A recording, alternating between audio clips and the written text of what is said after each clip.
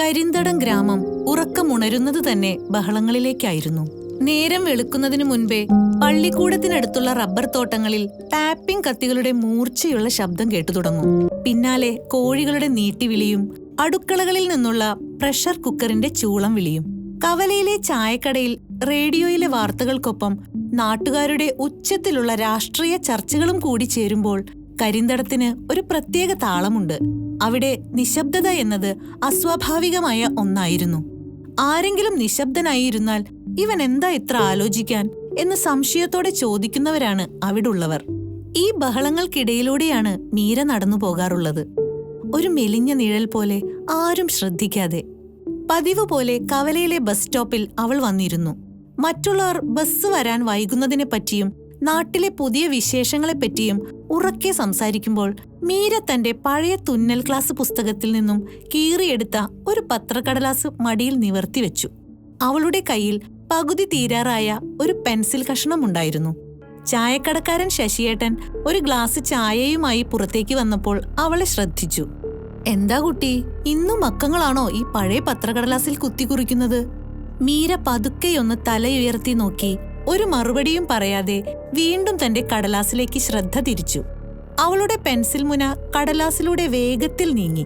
ചായ കുടിച്ചുകൊണ്ടിരുന്ന തയ്യൽക്കാരൻ വേണു ഉറക്കെ ചിരിച്ചുകൊണ്ട് പറഞ്ഞു, അതറിയാൻ പാടില്ലേ ശശി, ഇത് അവളുടെ കല്യാണ ചെലവ് കണക്ക് കൂട്ടുന്നതായിരിക്കും. പെൺപിള്ളേർക്ക് അക്കങ്ങളോട് സ്നേഹം വരുന്നത് സ്വർണം വാങ്ങാനും കല്യാണ ചെലവ് കണക്ക് കൂട്ടാനുമാണല്ലോ. ചുറ്റുമുള്ളവർക്കിടയിൽ ഒരു ചിരി പടർന്നു. പക്ഷേ മീര ആ പരിഹാസങ്ങളൊന്നും കേട്ടതായി നടിച്ചില്ല. അവൾ അവളുടേതായ ഒരു ചെറിയ ലോകത്തിലായിരുന്നു. ആ ലോകം അക്കങ്ങളാൽ നിറഞ്ഞതായിരുന്നു. അവളുടെ തലയ്ക്കുള്ളിൽ അക്കങ്ങൾ വളരെ കൃത്യമായി ക്രമീകരിക്കപ്പെട്ടു. ബസ് സ്റ്റോപ്പിൽ നിന്നും കവലയിലേക്കുള്ള ദൂരം, കഴിഞ്ഞ 10 മിനിറ്റിൽ അതുവഴി കടന്നുപോയ വാഹനങ്ങളുടെ എണ്ണം, ആ ചായക്കടയിൽ വിറ്റുപോയ പലഹാരങ്ങളുടെ ലാഭവിഹിതം എല്ലാം അവൾ അക്കങ്ങളായി കുറിച്ചുവെച്ചു. ലോകത്തിലെ സങ്കീർണമായ പ്രശ്നങ്ങളെക്കാൾ മീരയ്ക്ക് വിശ്വാസം ഈ അക്കങ്ങളെയായിരുന്നു. അവ ഒരിക്കലും കള്ളം പറയില്ല. അവയ്ക്ക് കൃത്യമായ ഒരു എണ്ണമുണ്ട്. ദൂരെ ഒരു പൊടിപടലം കണ്ടു തുടങ്ങിയപ്പോൾ ബസ് വരികയാണെന്ന് അവൾക്ക് മനസ്സിലായി. അവൾ തന്റെ പെൻസിൽ ചെവിക്ക് മുകളിൽ വെച്ചു. മടിയിലിരുന്ന ആ പത്രക്കടലാസ് അവൾ വളരെ സൂക്ഷ്മതയോടെ മടക്കി. എവിടെയും ചീന്താതെ, ചുളിവുകൾ വീഴ്ത്താതെ, ഒരു നിധി പോലെ അവൾ അത് തന്റെ ബാഗിനുള്ളിലേക്ക് തിരുകി. ബസ് വന്നതും മീര തിരക്കില്ലാതെ അതിൽ കയറി. ജനാലയ്ക്കൽ ഇരിക്കുമ്പോഴും അവളുടെ കണ്ണുകൾ ദൂരേക്ക് നോക്കുകയായിരുന്നില്ല. മറിച്ച് മനസ്സിനുള്ളിലെ ഏതോ കണക്ക് പുസ്തകത്തിൽ പുതിയൊരു സമവാക്യം പൂരിപ്പിക്കുകയായിരുന്നു. ഗ്രാമത്തിന്റെ ബഹളങ്ങളിൽ നിന്ന് മാറി വയൽവരമ്പുകൾ അവസാനിക്കുന്നിടത്തായിരുന്നു മീരയുടെ വീട്. ഓടുമേഞ്ഞ ആ പഴയ വീടിന് ഒരു പ്രത്യേകതയുണ്ടായിരുന്നു. അത് പുറം ലോകത്തെ ശബ്ദങ്ങളെ അകത്തേക്ക് പ്രവേശിപ്പിച്ചിരുന്നില്ല. ഉള്ളിൽ എപ്പോഴും ഒരുതരം തണുപ്പും നിശബ്ദതയും തങ്ങി നിന്നു. കരിന്തടം ഗ്രാമത്തിലെ മറ്റു വീടുകളെപ്പോലെ അവിടെ ഉച്ചത്തിലുള്ള വഴക്കുകളോ പൊട്ടിച്ചിരികളോ ഉണ്ടായിരുന്നില്ല. ആ വീട് മീരയെപ്പോലെ തന്നെയായിരുന്നു. അതൊരു വലിയ കേൾവിക്കാരനായിരുന്നു. മീര വീട്ടിലെത്തുമ്പോൾ മുറ്റത്ത് സന്ധ്യ മയങ്ങി തുടങ്ങിയിരുന്നു. അടുക്കളയിൽ നിന്ന് വിറക് കത്തിക്കുന്ന പുകയും കഞ്ഞിവെള്ളം തിളച്ചു തൂവുന്ന മണവും വരുന്നുണ്ടായിരുന്നു. അമ്മ രാധ അടുപ്പിനടുത്തിരുന്ന് തീ ഊതി കത്തിക്കുകയായിരുന്നു. മീര അകത്തേക്ക് വരുന്നത് കണ്ടപ്പോൾ രാധ ചോദിച്ചു, ഇന്ന് വരാൻ വൈകിയോ മീരെ? ഇല്ലമ്മേ, ബസ് വരാൻ കുറച്ച് വൈകി, മീര ബാഗ് കട്ടിലിൽ വെച്ചുകൊണ്ട് പറഞ്ഞു. അവൾ നേരെ ചെന്ന് അമ്മയുടെ അരികിലിരുന്നു. രാധ അവളുടെ മുഖത്തേക്ക് ഒന്ന് നോക്കി. മീരയുടെ കയ്യിലിരുന്ന ചുരുട്ടിയ പത്രക്കടലാസുകൾ അവർ ശ്രദ്ധിച്ചു. ഇന്നും ആ കണക്കുകൾ തന്നെയായിരുന്നോ? നിനക്കിതൊക്കെ എവിടെ നിന്ന് കിട്ടുന്നു? മീര മറുപടി പറഞ്ഞില്ല. അവൾ അടുപ്പിനടുത്ത് ഇരുന്നു കൊണ്ട് ഒരു കഷ്ണം വിറക് അടുപ്പിലേക്ക് തള്ളിവെച്ചു. അല്പനേരത്തെ നിശബ്ദതയ്ക്ക് ശേഷം അവൾ ചോദിച്ചു, അമ്മേ, നമ്മുടെ ആ കൃഷിസ്ഥലമില്ലേ, വയലിനോട് ചേർന്നുള്ളത്, അതിന്റെ ആധാരമോ എന്തെങ്കിലും രേഖകളോ നമ്മുടെ കയ്യിലുണ്ടോ? രാധ ആ ചോദ്യം പ്രതീക്ഷിച്ചിരുന്നില്ല. അവർ ഊതിക്കൊണ്ടിരുന്ന കുഴൽ താഴെ വെച്ചു. രേഖകളോ? അതെന്തിനാ ഇപ്പോൾ? അത് നമ്മുടെ കാരണവന്മാർ പണ്ടേ കൃഷി ചെയ്തു വരുന്നതല്ലേ. എല്ലാവരുടെയും പോലെ നമ്മളും അത് ഉപയോഗിക്കുന്നു. ആരും ഇതുവരെ ചോദിച്ചു വന്നിട്ടില്ല. ആരും ചോദിച്ചിട്ടില്ല. പക്ഷെ അത് സർക്കാർ ഭൂമിയാണോ? മീരയുടെ ചോദ്യം കൃത്യമായിരുന്നു. അതൊക്കെ വലിയ കാര്യങ്ങളല്ലേ മോളെ, നമുക്കറിയില്ല. പഞ്ചായത്തിൽ എന്തോ ലിസ്റ്റ് ഉണ്ടെന്ന് കേട്ടിട്ടുണ്ട്. പക്ഷെ അതൊന്നും നമ്മുടെ പാവപ്പെട്ടവർക്ക് കിട്ടില്ലല്ലോ. രാധയുടെ ശബ്ദത്തിൽ ഒരു തരം നിസ്സഹായതയുണ്ടായിരുന്നു. മീര പിന്നീട് ഒന്നും ചോദിച്ചില്ല. അവൾ തന്റെ ബാഗിൽ നിന്ന് ആ പഴയ പേപ്പറുകൾ പുറത്തെടുത്തു. അതിൽ അവൾ വരച്ചു വെച്ചിരിക്കുന്ന ചില കളം വരച്ച ചിത്രങ്ങളും അക്കങ്ങളും ഉണ്ടായിരുന്നു. ഗ്രാമത്തിലെ ഓരോ ഭൂമിയും എത്ര വിസ്തീർണമുണ്ടെന്നും അത് ആരൊക്കെ ഉപയോഗിക്കുന്നുവെന്നും അവൾ സ്വന്തം കണക്കിലൂടെ കണ്ടെത്താൻ ശ്രമിക്കുകയായിരുന്നു. രാത്രിയായി. മങ്ങിയ ഒരു ബൾബിന്റെ വെളിച്ചത്തിൽ മീര തറയിലിരുന്ന് വീണ്ടും എഴുതി തുടങ്ങി. രാധ ദൂരെ നിന്ന് മകളെ നോക്കി നിന്നു. മറ്റു പെൺകുട്ടികൾ സിനിമയെക്കുറിച്ചും വസ്ത്രങ്ങളെക്കുറിച്ചും സംസാരിക്കുമ്പോൾ തന്റെ മകൾ എന്തിനാണ് ഈ അക്കങ്ങൾക്ക് പിന്നാലെ പോകുന്നത് എന്ന് അവർക്ക് മനസ്സിലായിരുന്നില്ല. എങ്കിലും ആ പെൻസിലിന്റെയും പേപ്പറിന്റെയും ശബ്ദം കേൾക്കുമ്പോൾ മീരയ്ക്ക് ലഭിക്കുന്ന ആ സമാധാനം അവർ തിരിച്ചറിഞ്ഞു. രാധ പതുക്കെ മീരയുടെ അരികിൽ വന്ന് അവളുടെ തലയിൽ തലോടി. നിനക്ക് ഈ പേനയും പേപ്പറും ഉണ്ടെങ്കിൽ പിന്നെ ലോകം വേണ്ട അല്ലേ? രാധ മെല്ലെ ചിരിച്ചു. മീര തന്റെ പേപ്പറിൽ നിന്ന് തലയുയർത്തി. അവളുടെ കണ്ണുകളിൽ ഒരു പ്രത്യേക തിളക്കമുണ്ടായിരുന്നു. അവൾ അമ്മയെ നോക്കി മനോഹരമായി ഒന്ന് പുഞ്ചിരിച്ചു. ആ നിശബ്ദമായ പുഞ്ചിരിയിൽ 100 വാക്കുകൾ ഉണ്ടായിരുന്നു. പുറത്ത് കാറ്റ് വീശുന്നുണ്ടായിരുന്നു. ആ പഴയ വീടിന്റെ ചുവരുകൾ മീരയുടെ കണക്കുകൾക്ക് കാതോർക്കുകയായിരുന്നു. ആ രാത്രിയിലെ കണക്കുകൾ വെറും ഒരു വിനോദമായിരുന്നില്ല, മറിച്ച് വരാനിരിക്കുന്ന ഒരു കൊടുങ്കാറ്റിനു മുൻപുള്ള തയ്യാറെടുപ്പായിരുന്നു. കരിന്തടം ഗ്രാമം അതുവരെ കണ്ടിട്ടില്ലാത്ത ഒരു കാഴ്ചയ്ക്കാണ് ആ തിങ്കളാഴ്ച സാക്ഷ്യം വഹിച്ചത്. സാധാരണയായി പൊടി പറത്തി ഓടുന്ന KSRTC ബസ്സുകൾക്കും മണൽ ലോറികൾക്കും പകരം വെയിൽ തട്ടി തിളങ്ങുന്ന 3 വെള്ള നിറത്തിലുള്ള SUV കാറുകൾ ഗ്രാമത്തിലെ ഇടുങ്ങിയ റോഡിലൂടെ ഇരച്ചു കയറി വന്നു. കാറുകൾ ഉയർത്തിയ പൊടിപടലങ്ങൾ വഴിയരികിലെ ചായക്കടയിലെ പലഹാരപ്പെട്ടികളിലും നാട്ടുകാരുടെ മുഖങ്ങളിലും പറ്റിപ്പിടിച്ചു. കവലയിൽ കാറുകൾ നിന്നു. മുന്തിയ വസ്ത്രം ധരിച്ച ചില ഉദ്യോഗസ്ഥർ പുറത്തിറങ്ങി. അവരുടെ ഇടയിൽ സൺഗ്ലാസ് വെച്ച ഒരാൾ മുന്നോട്ട് വന്നു. അയാളുടെ കയ്യിൽ വലിയ ചില ഭൂപടങ്ങളും ഫയലുകളും ഉണ്ടായിരുന്നു. നാട്ടുകാർ പതുക്കെ അവർക്ക് ചുറ്റും കൂടി. ശശിയേട്ടന്റെ ചായക്കടയിൽ ഇരുന്നവർ ഗ്ലാസുകൾ താഴെ വെച്ച് പുറത്തേക്ക് വന്നു. എന്താ സാറേ, എന്തെങ്കിലും പ്രശ്നമുണ്ടോ? പഞ്ചായത്ത് മെമ്പർ വാസു തിരക്കി. സൺഗ്ലാസ് വെച്ച ഉദ്യോഗസ്ഥൻ ചുറ്റും നോക്കി ഗമയിൽ പറഞ്ഞു. പ്രശ്നമല്ല വാസു, ഭാഗ്യമാണ് വരാൻ പോകുന്നത്. ഡെവലപ്മെന്റ്, വികസനം. കരിന്തടത്തിന്റെ മുഖഛായ തന്നെ മാറാൻ പോവുകയാണ്. ഇവിടെ വലിയ ഗോഡൌണുകളും ഹൈവേയിലേക്ക് ചേരുന്ന വലിയ റോഡുകളും വരും. സൂര്യ ഇൻഫ്ര എന്ന വലിയ കമ്പനിയാണ് ഇതിനു പിന്നിൽ. വികസനമെന്ന വാക്ക് കേട്ടപ്പോൾ പലരുടെയും മുഖത്ത് സന്തോഷം വിരിഞ്ഞു. പക്ഷേ പ്രായമായ കുഞ്ഞാലിക്ക മാത്രം സംശയത്തോടെ മുന്നോട്ട് വന്നു. സാർ, ഞങ്ങൾ പാരമ്പര്യമായി കൃഷി ചെയ്യുന്ന ആ പുഞ്ചപ്പാടവും പറമ്പുകളുമൊക്കെ എന്തു ചെയ്യും? അവിടെയാണല്ലോ ഈ റോഡ് വരുന്നത് എന്ന് കേൾക്കുന്നു. ഉദ്യോഗസ്ഥനൊന്ന് ചിരിച്ചു. ആ ചിരിയിൽ ഒരുതരം പുച്ഛമുണ്ടായിരുന്നു. അതൊക്കെ സർക്കാർ ഭൂമിയാണ്. രേഖകളിൽ അത് പോക്കുവരവ് ചെയ്യാത്ത പുറമ്പോക്ക് ഭൂമിയാണ്. എങ്കിലും സർക്കാർ നിങ്ങൾക്കായി നല്ലൊരു തുക നഷ്ടപരിഹാരമായി തരും. ഒപ്പിട്ട് കൊടുത്താൽ മതി. കൂട്ടത്തിന് അല്പം മാറി ബസ് സ്റ്റോപ്പിന്റെ തിണ്ണയിൽ മീര ഇരിക്കുന്നുണ്ടായിരുന്നു. അവൾ ഉദ്യോഗസ്ഥരുടെ വാക്കുകളേക്കാൾ ശ്രദ്ധിച്ചത് അവർ കൊണ്ടുവന്ന ഭൂപടത്തിലേക്കും കൂടെയുള്ളവർ പറമ്പിൽ അടയാളമിടാൻ കൊണ്ടുവന്ന മഞ്ഞ നിറത്തിലുള്ള കല്ലുകളിലേക്കുമാണ്. അവൾ തന്റെ പഴയ കടലാസിൽ പുതിയ വരികൾ വരച്ചു. ഉദ്യോഗസ്ഥർ അളവുകൾ പറയുന്നത് അവൾ ശ്രദ്ധിച്ചു. അവർ പറയുന്ന ദൂരവും കണ്ണളവിൽ അവൾ കാണുന്ന ദൂരവും തമ്മിൽ എന്തോ ഒരു പൊരുത്തക്കേട് മീരയ്ക്ക് തോന്നി. മീര എഴുന്നേറ്റ് അവർ അടയാളമിട്ട ഭാഗത്തേക്ക് പതുക്കെ നടന്നു.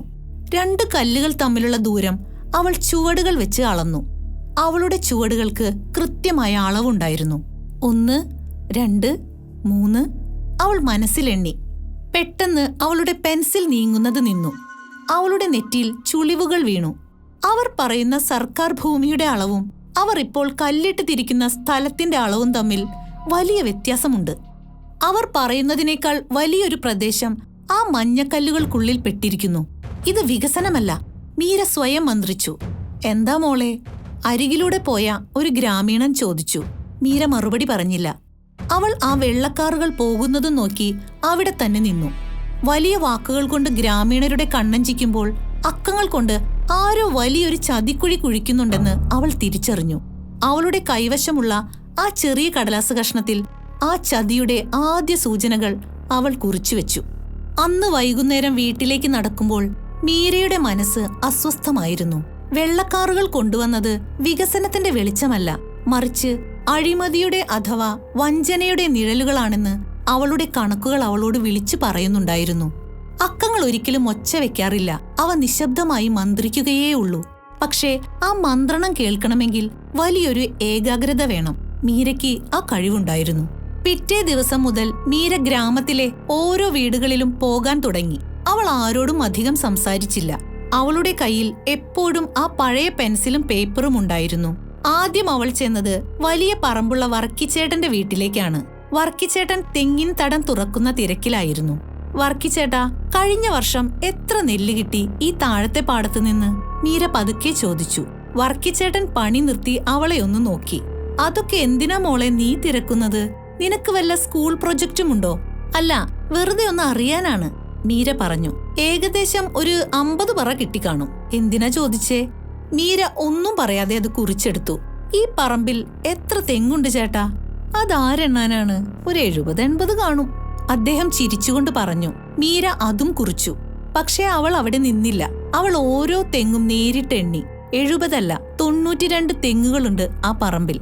വർക്കിച്ചേട്ടന് പോലും തന്റെ കൃഷിഭൂമിയെക്കുറിച്ച് കൃത്യമായ കണക്കില്ലെന്ന് അവൾക്ക് മനസ്സിലായി.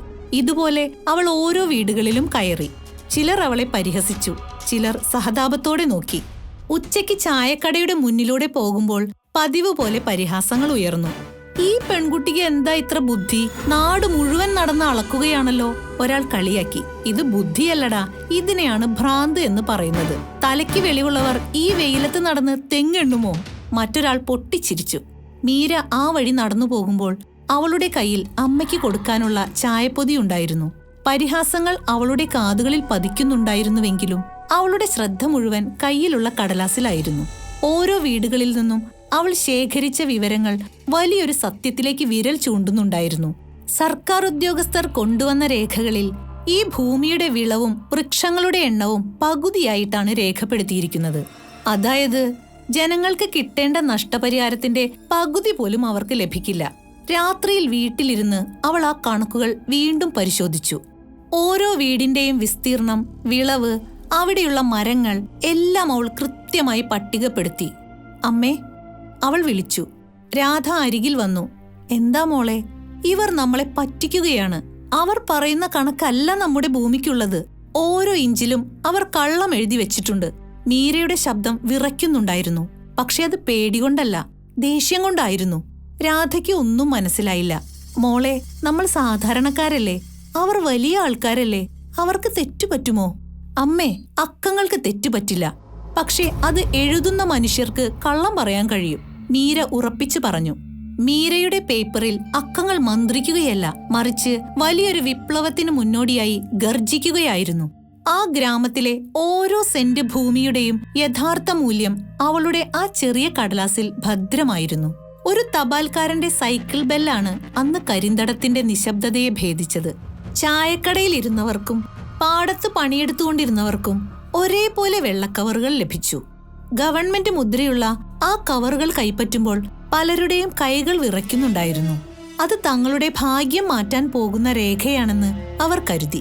മീരയുടെ വീട്ടിലും ഒരു കവറെത്തി. രാധ വിറയ്ക്കുന്ന കൈകളോടെ അത് തുറന്നു. അതിലടിച്ചിരുന്ന അക്കങ്ങൾ കണ്ടതും അവരുടെ ശ്വാസം ഒന്ന് നിലച്ചു. 25,000 രൂപ. രാധ തളർന്ന് കട്ടിലിലേക്ക് ഇരുന്നു.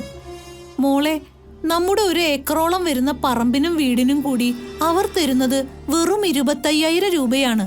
മീര അമ്മയുടെ കയ്യിൽ നിന്ന് ആ നോട്ടീസ് വാങ്ങി. അതിലെഴുതിയിരിക്കുന്നത് അവൾ നിശബ്ദമായി വായിച്ചു. ഓരോ വരിയും വായിക്കുന്തോറും അവളുടെ കണ്ണുകളിൽ ഒരു തീക്ഷ്ണത പടർന്നു. അപ്പുറത്തെ വീട്ടിൽ നിന്ന് വർക്കിച്ചേട്ടന്റെ കരച്ചിൽ കേൾക്കാമായിരുന്നു. 10,000 നിറയെ നെല്ല് തന്നിരുന്ന എന്റെ പാടത്തിന് ഈ തുച്ഛമായ പൈസയോ? ഇതുകൊണ്ട് ഞാൻ എന്തു ചെയ്യാനാണ്? ഗ്രാമം മുഴുവൻ പെട്ടെന്നൊരു ശ്മശാന മൂകതയിലായി. കുറച്ചു മുൻപ് വരെ വികസനം എന്ന് കേട്ട് ആവേശം പ്രകടിപ്പിച്ചവർ ഇപ്പോൾ പരസ്പരം നോക്കി നിൽക്കുകയാണ്. വഞ്ചിക്കപ്പെട്ടു എന്ന തിരിച്ചറിവ് പതുക്കെ പതുക്കെ എല്ലാവരിലും പടർന്നു. മീര തന്റെ പഴയ പത്രക്കടലാസുകൾ തറയിൽ വിരിച്ചു. അവൾ ശേഖരിച്ച കണക്കുകൾ ഓരോന്നായി ആ ഔദ്യോഗിക നോട്ടീസുമായി താരതമ്യം ചെയ്തു. അമ്മേ, ഇത് വെറുമൊരു തെറ്റല്ല, മീര ശാന്തമായി പറഞ്ഞു. ഇത് ആസൂത്രിതമായ ഒരു വഞ്ചനയാണ്. അവൾ കണക്കുകൾ ചൂണ്ടിക്കാണിച്ചു. നമ്മുടെ പറമ്പിലെ മരങ്ങളുടെ എണ്ണം അവർ വെറും 5 ആയിട്ടാണ് രേഖപ്പെടുത്തിയിരിക്കുന്നത്. യഥാർത്ഥത്തിൽ അവിടെ 40-ലധികം തെങ്ങുകളും പ്ലാവുകളും ഉണ്ട്. വീടിന്റെ വിസ്തീർണം പകുതിയാക്കി കുറച്ചു. മണ്ണിലെ വിളവിനെക്കുറിച്ച് അവർ മിണ്ടിയിട്ടേയില്ല. രാധ കണ്ണുനീരോടെ ചോദിച്ചു. നമ്മൾ ഇനി എന്തു ചെയ്യും മീരെ? കളക്ടറെ കാണണോ അതോ പഞ്ചായത്തിൽ പരാതി കൊടുക്കണോ? അവർക്ക് നമ്മളെപ്പോലെയുള്ളവരുടെ സങ്കടം മനസ്സിലാകുമോ? മീര തന്റെ പെൻസിൽ പേപ്പറിൽ അമർത്തി വരച്ചു. പരാതി പറഞ്ഞിട്ട് കാര്യമില്ല അമ്മേ, തെളിവ് വേണം. അവർ ഉപയോഗിക്കുന്നത് അവരുടെ കണക്കുകളാണ്.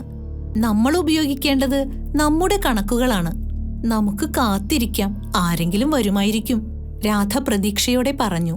ഇല്ല അമ്മേ. മീരയുടെ ശബ്ദം കടുപ്പമുള്ളതായിരുന്നു. കാത്തിരിക്കാൻ സമയമില്ല. കാത്തിരുന്നാൽ ഈ അക്കങ്ങൾ അവർ മായ്ച്ചു കളയും. നമ്മൾ ഇപ്പോൾ പ്രതികരിച്ചില്ലെങ്കിൽ ഈ ഗ്രാമം തന്നെ ഇല്ലാതാകും. മീര ആ നോട്ടീസ് മടക്കി തന്റെ ബാഗിലിട്ടു. അവൾക്കിപ്പോൾ പേടിയല്ല, മറിച്ച് ഉറച്ച ഒരു തീരുമാനമായിരുന്നു ഉള്ളിൽ. ആ രാത്രി അവൾ ഉറങ്ങിയില്ല. ഓരോ സെന്റ് ഭൂമിയുടെയും ഓരോ മരത്തിന്റെയും കൃത്യമായ വിപണി മൂല്യം അവൾ വീണ്ടും വീണ്ടും കണക്കുകൂട്ടി. അക്കങ്ങൾ കള്ളം പറയില്ലെന്ന് അവൾക്കറിയാം. ആ അക്കങ്ങളെ ആയുധമാക്കി ഒരു വലിയ യുദ്ധത്തിന് അവൾ തയ്യാറെടുക്കുകയായിരുന്നു. കരിന്തടം ഗ്രാമത്തിന്റെ നിശബ്ദയായ പെൺകുട്ടി അക്കങ്ങളിലൂടെ സംസാരിക്കാൻ തീരുമാനിച്ച നിമിഷമായിരുന്നു അത്. അന്ന് രാത്രി കരിന്തടം ഗ്രാമം പതിവിലും നേരത്തെ ഉറക്കത്തിലേക്ക് വഴുതി വീണു. പക്ഷേ മീരയുടെ വീട്ടിൽ ആ മങ്ങിയ ബൾബ് അപ്പോഴും കത്തുന്നുണ്ടായിരുന്നു. പുറത്ത് ചീവീടുകളുടെ കരച്ചിലിനിടയിൽ ദൂരെ നിന്ന് ഒരു സൈക്കിളിന്റെ ശബ്ദം കേട്ടു. അത് മീരയുടെ വീടിനു മുന്നിൽ നിന്നു. വാതിലിൽ വളരെ പതുക്കെയുള്ള ഒരു മുട്ട്. മീര വാതിൽ തുറന്നു. പുറത്തു നിന്നിരുന്നത് രാഘവനായിരുന്നു. പഞ്ചായത്ത് ഓഫീസിലെ റിട്ടയർമെന്റിനോട് അടുത്ത ക്ലർക്ക്. അയാളുടെ മുഖം വിളറിയിരുന്നു. നെറ്റിയിൽ വിയർപ്പ് തുള്ളികൾ പൊടിഞ്ഞിരുന്നു.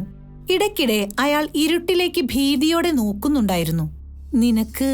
നിനക്ക് കണക്കറിയാമെന്ന് കേട്ടു, അയാൾ വിറയ്ക്കുന്ന ശബ്ദത്തിൽ ചോദിച്ചു. മീര പതുക്കെ തലയാട്ടി. അകത്തേക്ക് വരൂ. രാഘവൻ അകത്തേക്ക് കയറി വാതിൽ വേഗത്തിൽ അടച്ചു. കയ്യിലുണ്ടായിരുന്ന ഒരു പഴയ ബാഗിൽ നിന്ന് കുറച്ച് ഫയലുകളും ഫോട്ടോസ്റ്റാറ്റ് പേപ്പറുകളും അയാൾ തറയിൽ വെച്ചു. എനിക്കിത് കണ്ടിട്ട് ഉറങ്ങാൻ കഴിയുന്നില്ല മോളെ, രാഘവൻ ശ്വാസം വിടാൻ ബുദ്ധിമുട്ടിക്കൊണ്ട് പറഞ്ഞു. ഇത് സൂര്യ ഇൻഫ്രായും നമ്മുടെ ഓഫീസിലെ ചിലരും കൂടി ഉണ്ടാക്കിയ ഒറിജിനൽ റിപ്പോർട്ടാണ്. പുറത്തുവിട്ടത് വേറൊന്നാണ്. എനിക്കിതാരോടും പറയാൻ ധൈര്യമില്ല. ജോലി പോകും, ചിലപ്പോൾ ജീവൻ പോലും. മീര ഒന്നും മിണ്ടിയില്ല. അവൾ ആ ഫയലുകൾ ഓരോന്നായി മറിച്ചു നോക്കി. അവളുടെ വിരലുകൾ ആ അക്കങ്ങളിലൂടെ വേഗത്തിൽ നീങ്ങി. രാഘവൻ ഭീതിയോടെ അവളെ നോക്കിയിരുന്നു. മുറിയിൽ പേപ്പർ മറിയുന്ന ശബ്ദം മാത്രം. മണിക്കൂറുകൾ കടന്നുപോയി. പുലർച്ചെ 3 മണിയായപ്പോൾ മീര ആ പേപ്പറുകളിൽ നിന്ന് തലയുയർത്തി. അവളുടെ കണ്ണുകളിൽ ദേഷ്യവും അത്ഭുതവും കലർന്നിരുന്നു. ഇത് വഞ്ചനയാണ്, വെറും വഞ്ചനയല്ല, ഇതൊരു വലിയ കൊള്ളയാണ്, മീര ശാന്തമായി പറഞ്ഞു. രാഘവൻ അവളുടെ അടുത്തേക്ക് നീങ്ങിയിരുന്നു. എന്താണ് നീ കണ്ടത്? മീര തന്റെ കണക്കുകൾ കാണിച്ചു കൊടുത്തു. സർക്കാർ രേഖകളിൽ അവർ കാണിച്ചിരിക്കുന്നത് 120 ഏക്കർ ഭൂമിയാണ്. പക്ഷേ ഈ ഒറിജിനൽ സർവേ റിപ്പോർട്ടിൽ 162 ഏക്കറുണ്ട്. ബാക്കി വരുന്ന 42 ഏക്കർ അവർ രേഖകളിൽ നിന്ന് മായ്ച്ചു കളഞ്ഞു.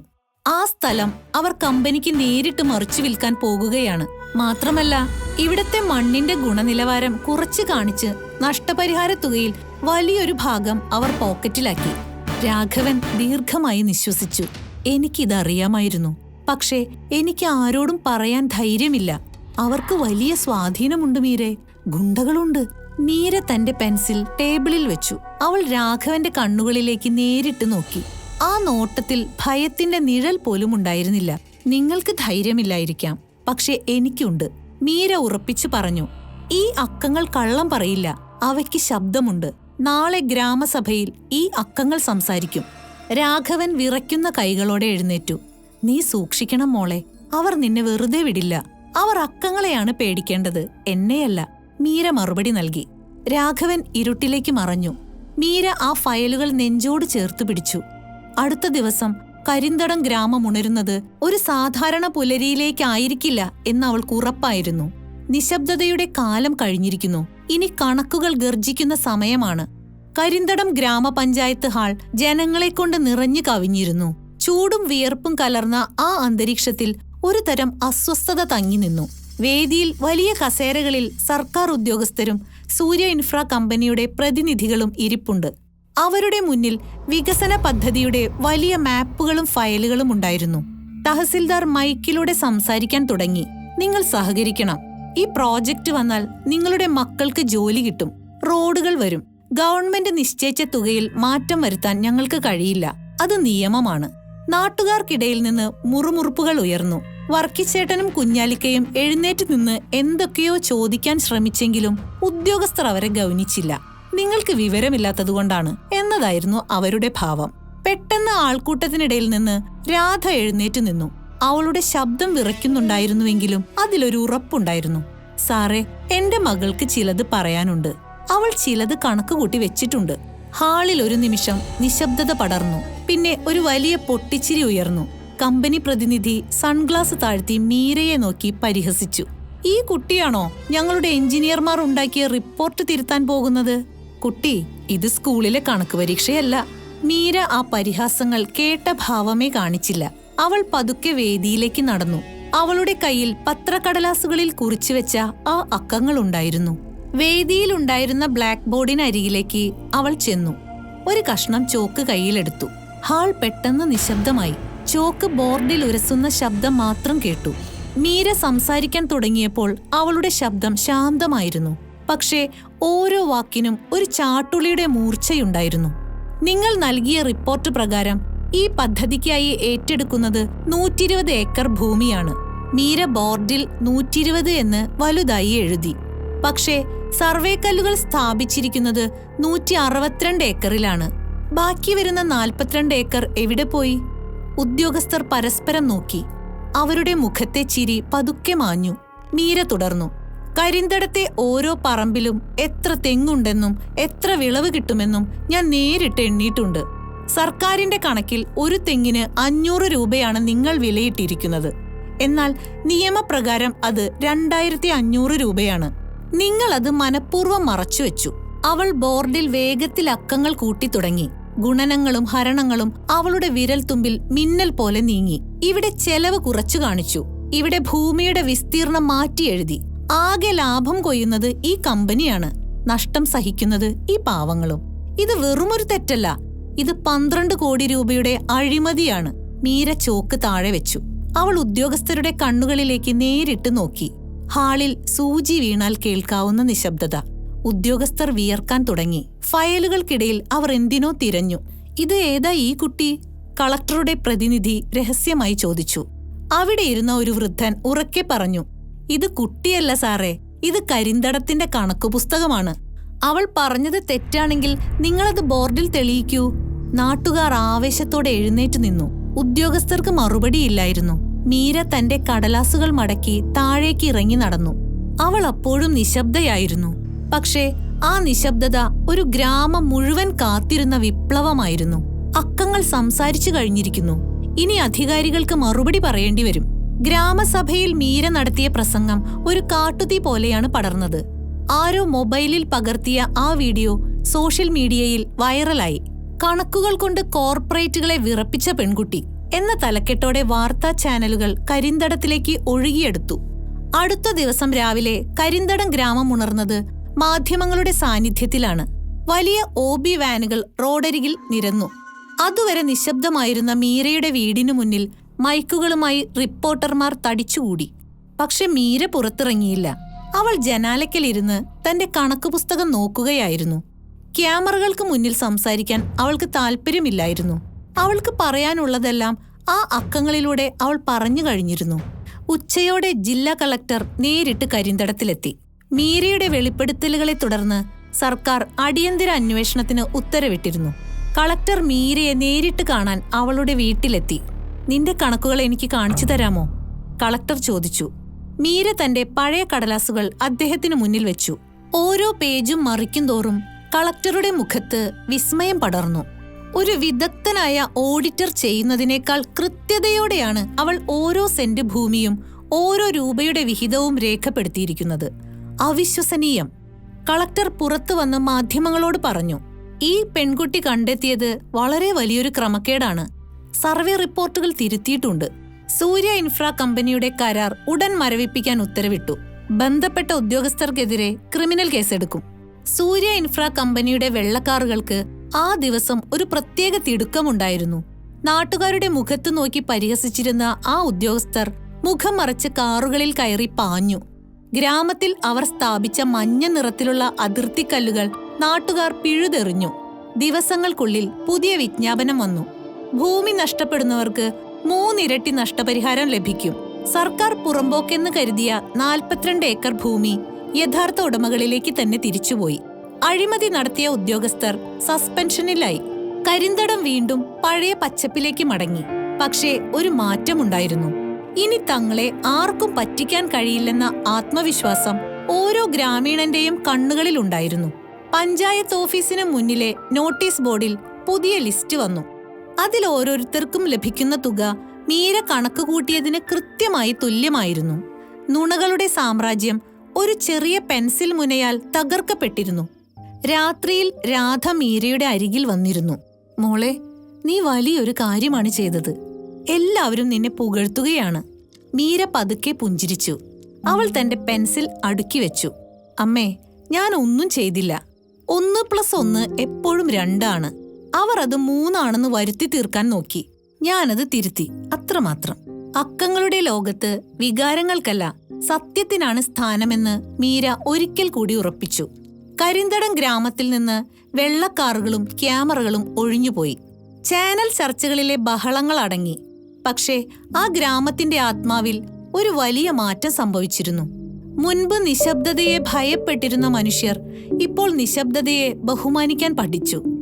ശശിയേട്ടന്റെ ചായക്കടയിൽ പതിവ് പോലെ റേഡിയോ വാർത്തകൾ നടക്കുന്നുണ്ട്. പക്ഷേ നാട്ടുകാരുടെ സംസാര വിഷയം മാറി. നമ്മൾ എത്ര വലിയ വിഡ്ഢികളായിരുന്നു. തയ്യൽക്കാരൻ വേണു തന്റെ ചായ ഗ്ലാസ് മേശമേൽ വെച്ച് പറഞ്ഞു. ആ കുട്ടി വെയിലത്ത് നടന്ന് ഓരോന്ന് കുറിക്കുന്നത് കണ്ടപ്പോൾ നമ്മൾ അവളെ കളിയാക്കി. പക്ഷേ അവൾ ഓരോ അക്കവും കുറിച്ചത് നമുക്ക് വേണ്ടിയായിരുന്നു എന്ന് നമ്മൾ അറിഞ്ഞില്ല. ശശിയേട്ടൻ ചിരിച്ചു. അവൾ ഇപ്പോഴും പഴയ പോലെ തന്നെ, ഒരു മാറ്റവുമില്ല. രാവിലെ ആ ബസ് സ്റ്റോപ്പിൽ ഇരിക്കുന്നത് കാണാം. നമ്മൾ അവളോട് സംസാരിക്കാൻ ചെല്ലുമ്പോഴാണ് പേടി. എന്തിന്? അവൾ അധികം സംസാരിക്കാറില്ലല്ലോ. പക്ഷേ സംസാരിക്കേണ്ട സമയത്ത് അവൾ സംസാരിച്ചു. ആ ഒരു സംസാരത്തിൽ എല്ലാം തീർന്നു. മീര ആ വഴി നടന്നു വരികയായിരുന്നു.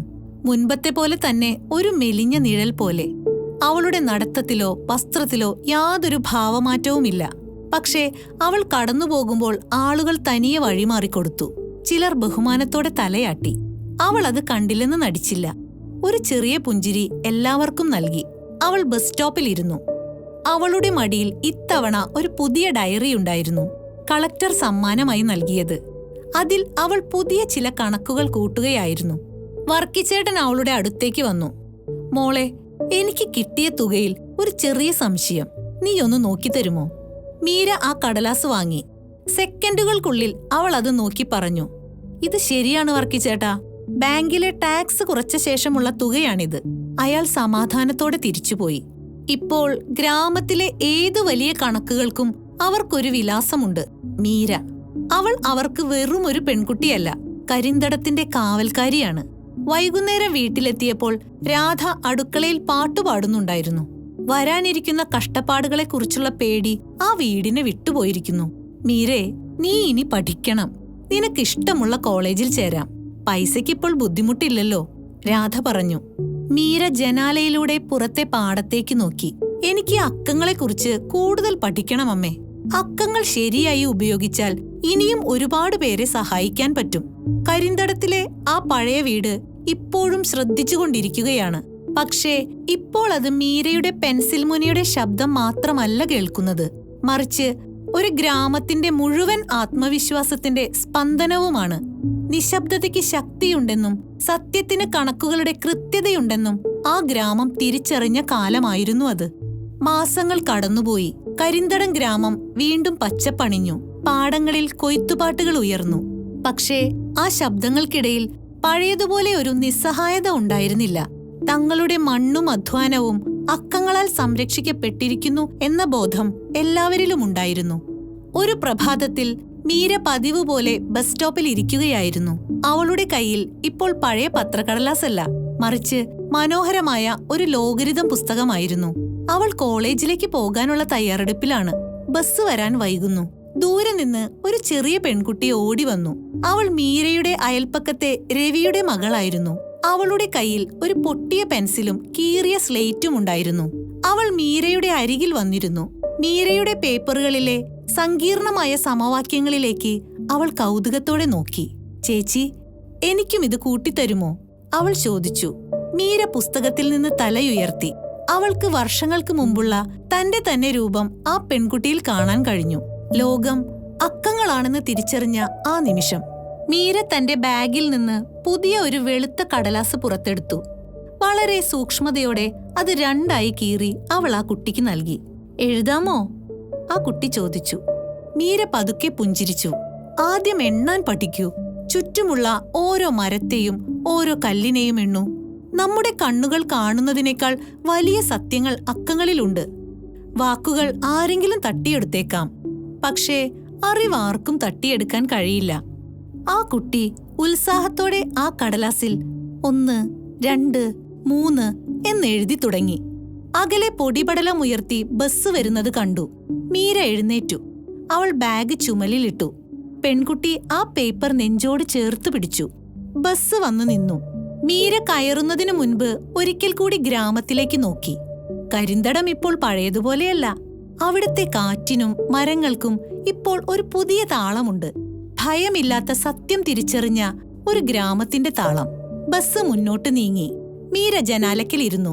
അവൾ ഒന്നും മിണ്ടിയില്ല. നിശബ്ദത അവിടെ തന്നെ തുടർന്നു. പക്ഷേ ആ നിശബ്ദതയ്ക്ക് ഇപ്പോൾ ഒരു അർത്ഥമുണ്ടായിരുന്നു. അത് തോൽവിയുടെയോ ഭയത്തിന്റെയോ നിശബ്ദതയല്ല, മറിച്ച് ആത്മവിശ്വാസത്തിന്റെ ആഴമായിരുന്നു. കരിന്തടത്തിന് ഇനി വാക്കുകളുടെ ബഹളം ആവശ്യമില്ലായിരുന്നു. കാരണം ആ പെൺകുട്ടിയിലൂടെ ശക്തി സംസാരിക്കാൻ പഠിച്ചിരിക്കുന്നു. അക്കങ്ങളിലൂടെ.